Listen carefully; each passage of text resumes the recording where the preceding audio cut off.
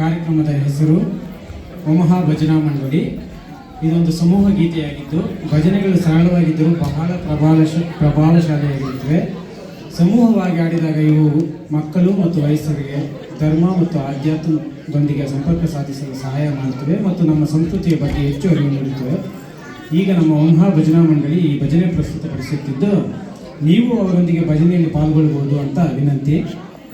ಮಾರ್ಗದರ್ಶಕರು ಅರ್ಜುನ್ ಸತೀಶ್ ಮತ್ತು ಅವರ ತಾಯಿ ಸುಮಾ ಸತೀಶ್, ಆಯೋಜಕರು ಮನು ಶ್ರೀನಿವಾಸ್, ಭಾಗವಹಿಸುತ್ತಿರುವವರು Agastya Manu, Anagrav, Avyan Iyer, Shrihan Gowda, Virat. Thank you. Let's welcome Bhajana ಮಂಡಳಿ.